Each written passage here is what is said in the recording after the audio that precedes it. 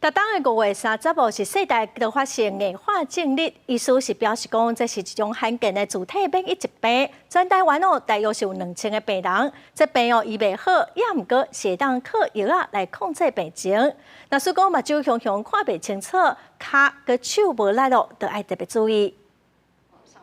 30多岁倒小姐伫10当前，因为手骹、腹肚皮这些所在拢出现麻痹，互诊断做多发性硬化症。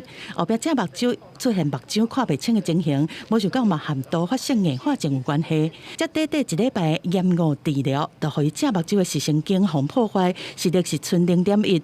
目前伊只会当靠倒目睭的视力来维持日常的生活。我也没有意识到他可能是发病，然后我也没有去急诊。然后我又想说，这个周6就要回医生门诊了，我就等到周6才回去。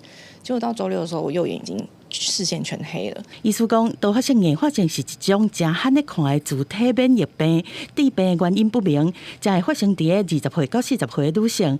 伊会互中枢神经系统是来会出现发炎的反应。若白早发生伫视神经，会造成视力的丧失；若是伫小脑，会造成平衡失调；若是伫脊髓，会视记无力；大脑会影响到认知的功能。脑容积流失的速度是一般人的5倍。多发性硬化症，它只要攻击的点是在大脑，它可以很多次，那每次的位置可以不同。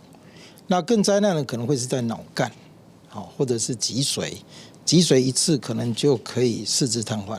医师提示讲，多发性硬化症是真复杂的病，全台湾患者差不多2000个人，目前无法度完全好，只当靠药来控制病情。呼吁民众若出现亲像这种症头，要较紧就医来治疗，就会当减缓脑损伤，降低后壁对生活的影响。